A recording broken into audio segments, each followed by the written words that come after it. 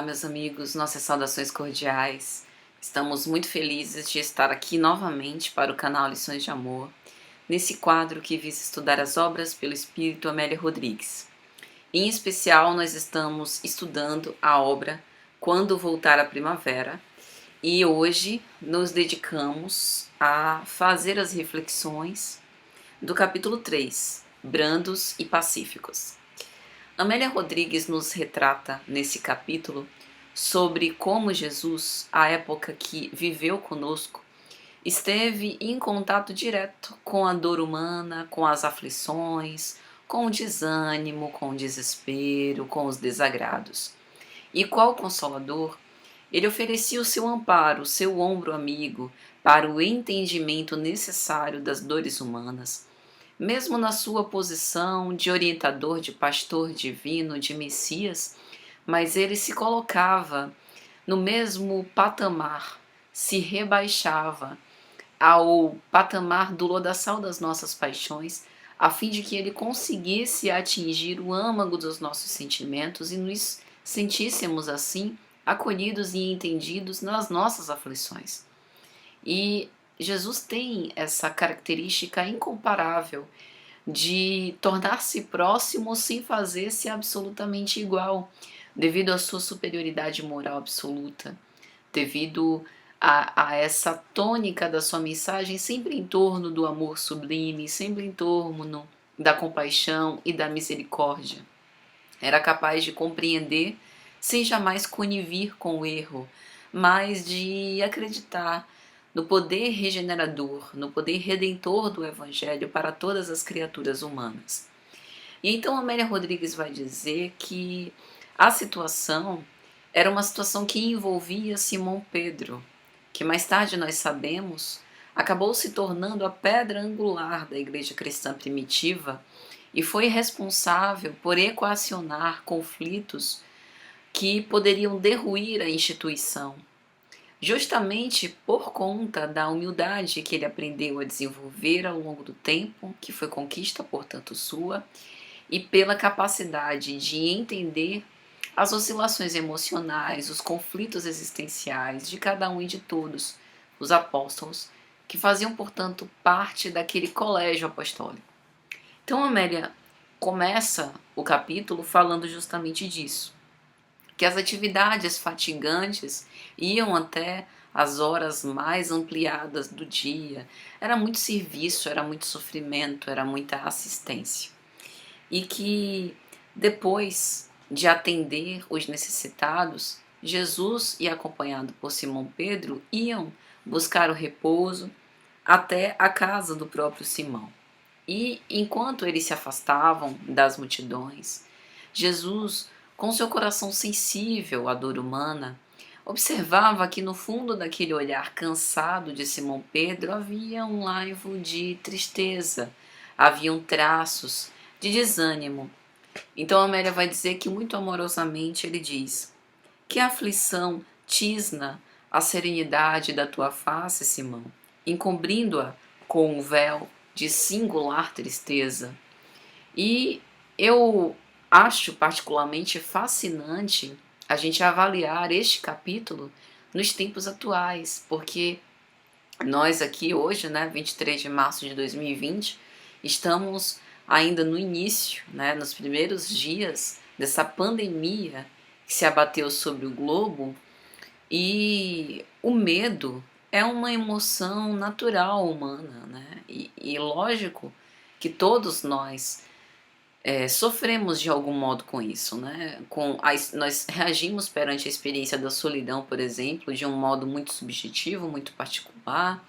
Nós, perante o medo, alguns ficamos paralisados, outros temos comportamentos e pensamentos ansiosos, e o medo do que há de vir, do que vai acontecer, do cenário não apenas da saúde física, psíquica, integral do ser humano, mas também das questões financeiras, por conta do isolamento social que nesse momento as autoridades colocam como o melhor preservativo para retardar a proliferação do vírus.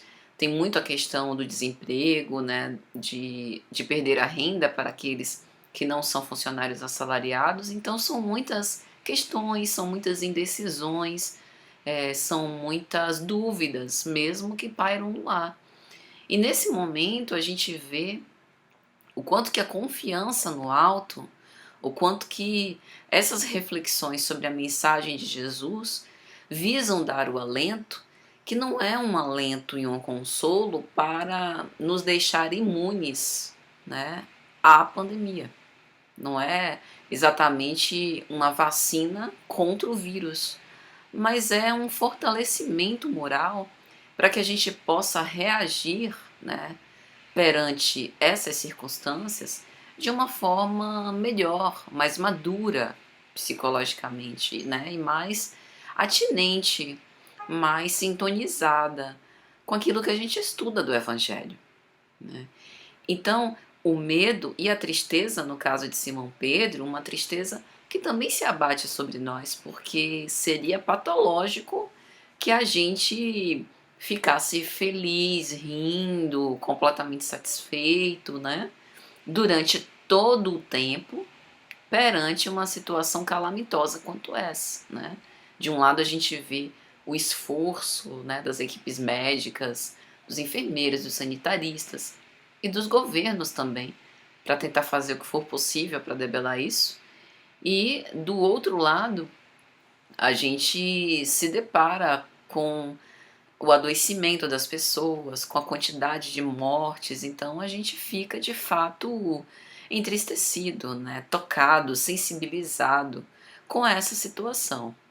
E quando a gente lê nessa obra de Amélia Rodrigues, isso também acontecer com um apóstolo, né? que era um dos mais próximos de Jesus, e ver que Jesus tinha a sensibilidade de perceber e de buscar com que ele falasse, com que ele desse nome à dor que ele sentia, a gente vê o quanto que a espiritualidade que nos assiste, que nos ampara, com certeza está presente ao nosso lado nesse momento, atenta às nossas aflições, né?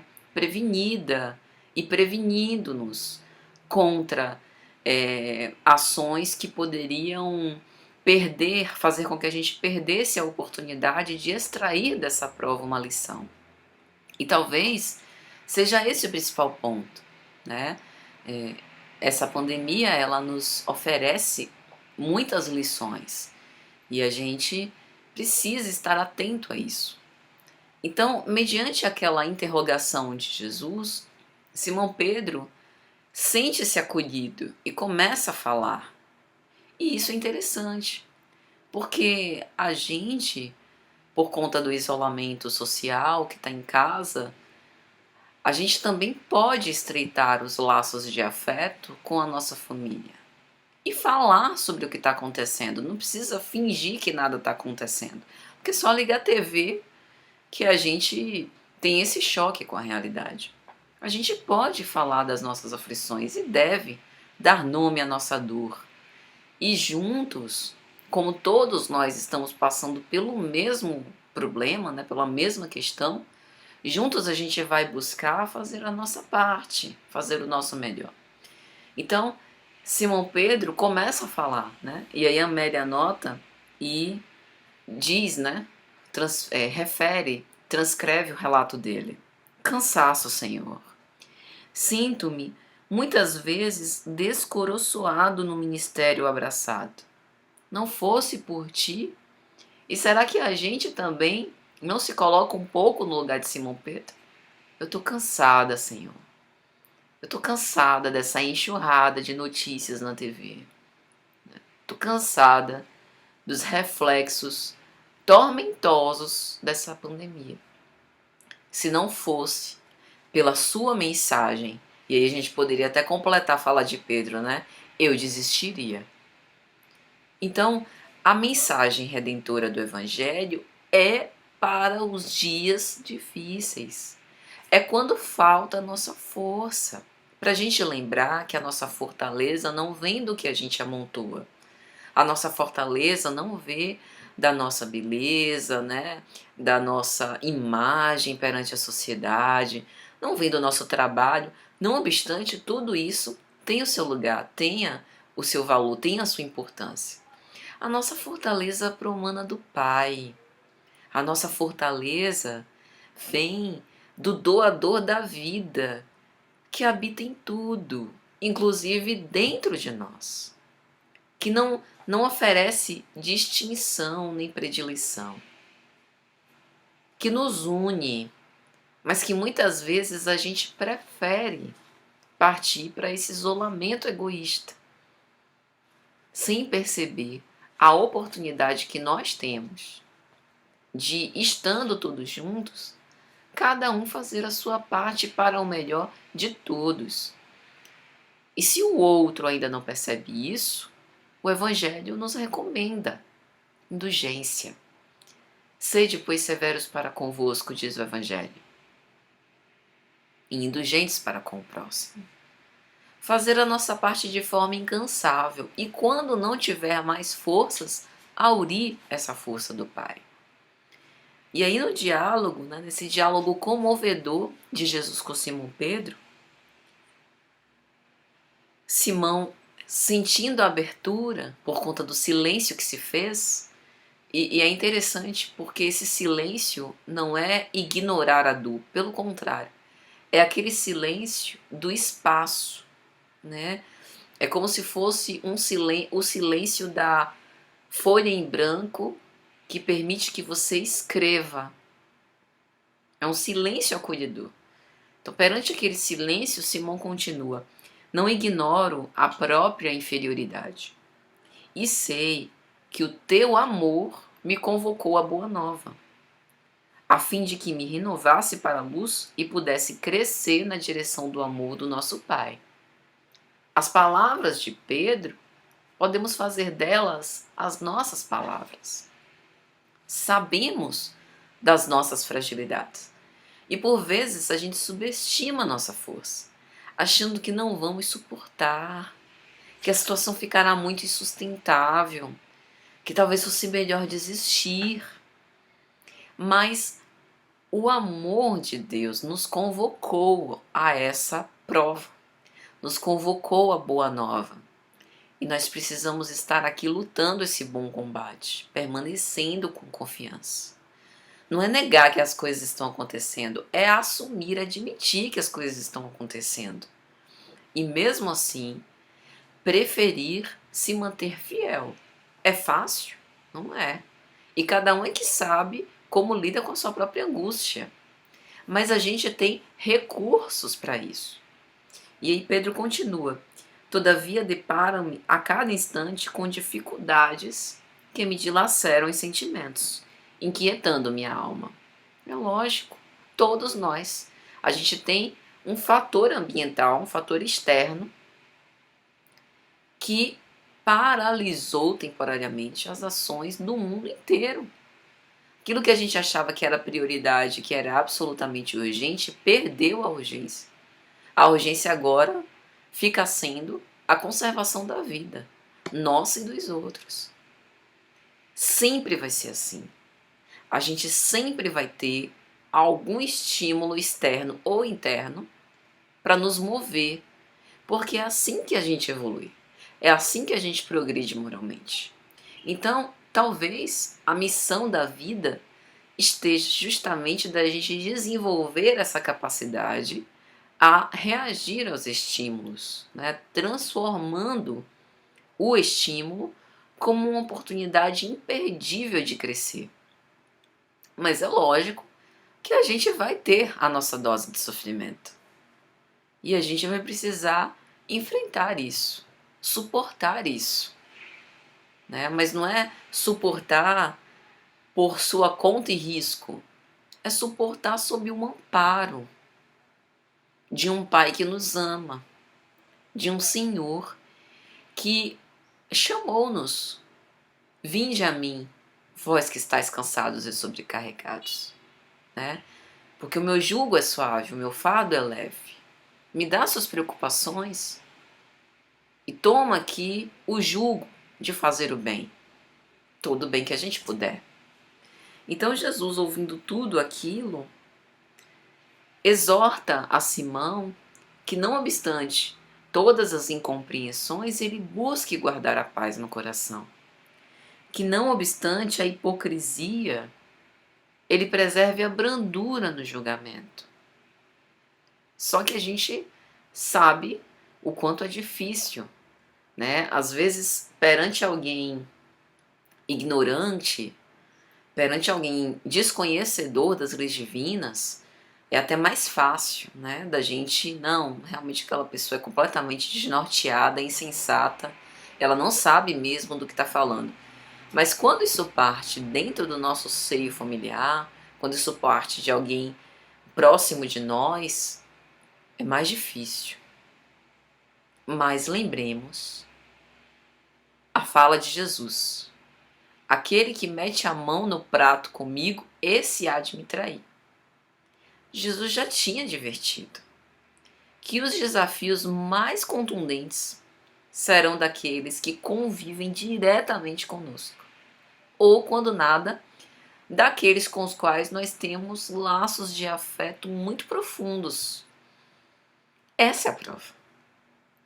Não obstante essa relação de afeto ser ferido por conta do amor que a gente dá, que muitas vezes é incompreendido, a gente perseverar.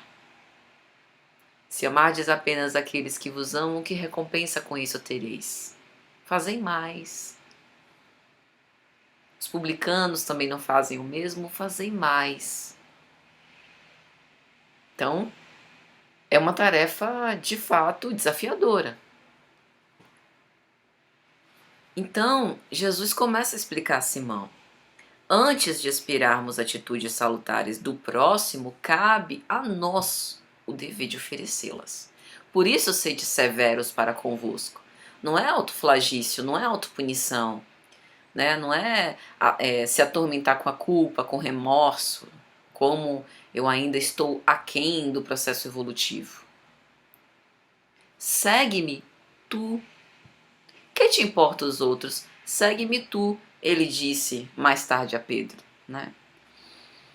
Então, a gente precisa entender o seguinte: seria muito legal que todos nós já tivéssemos uma compreensão elevada do Evangelho e demonstrássemos isso nas nossas ações práticas, no nosso comportamento.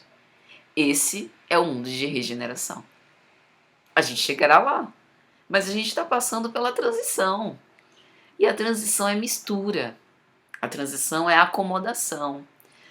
É como uma solução. Pense numa solução de água e sal. Você mexe aquela solução com a colher, tem o turbilhão, tem o torvelinho, né? Os grãos de sal que vão ali solubilizando e aos poucos a coisa vai acalmando, decantando no fundo do copo. A gente está passando por isso, por esse turbilhão, por esse movimento de adaptação, né? Então é preciso ter paciência. O que efetivamente eu posso fazer, né? A regra de ouro é fazer ao outro o que eu gostaria que o outro me fizesse. É uma afirmação positiva. É diferente de não fazer ao outro aquilo que eu não gostaria que ele me fizesse. Fazer é ativo, é o bem. Então, mais pra frente, Amélia vai falar que Jesus, nesse diálogo com Simão, faz uma exortação à mansuetude. Deixar o enfermo entregue a si mesmo, porque Simão diz: então, Senhor, não seria melhor abdicar, né, fugir da convivência, né, me distanciar, evitar o contato com o outro? Jesus: não, Simão.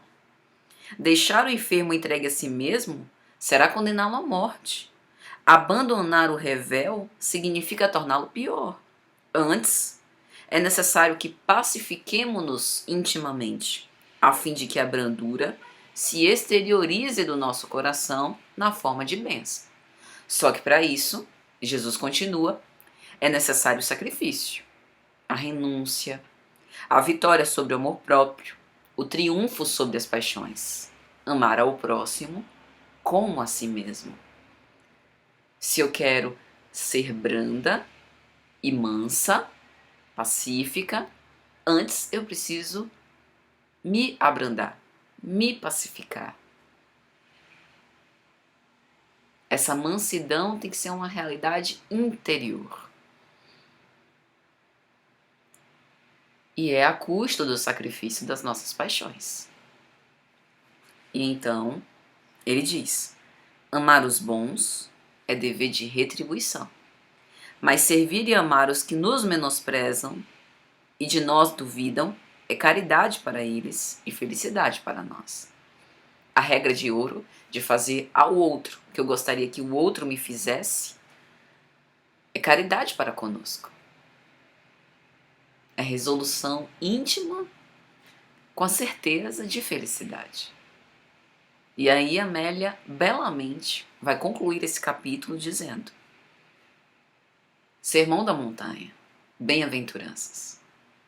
Bem-aventurados os que são brandos, porque possuirão a terra. Imagina, onde quer que a gente chegar, a gente se sentir em casa. Possuir a terra. É nosso. Eu consigo fazer o meu trabalho e me sentir em paz onde quer que eu vá. Qual o segredo para isso? Brandura. Rebeldia vai me fazer viver no inferno. Aonde eu for, eu levo o inferno comigo. Não é isso que a gente aprende com a doutrina espírita? Que o céu e o inferno é um estado de consciência, é uma construção interior.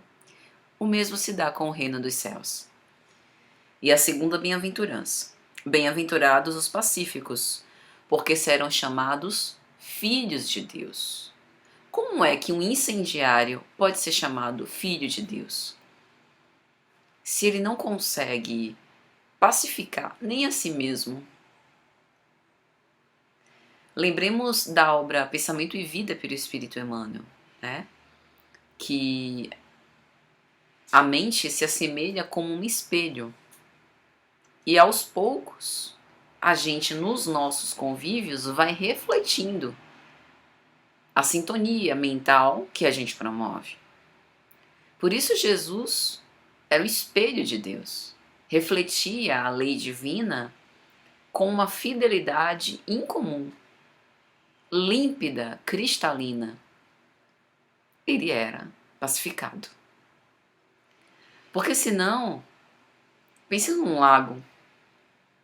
O lago cheio de ondas não reflete a imagem que lhe é projetada de uma forma cristalina e perfeita. A imagem que ele reflete é cheia de imperfeições. Mas quando o lago está com as suas ondas cessantes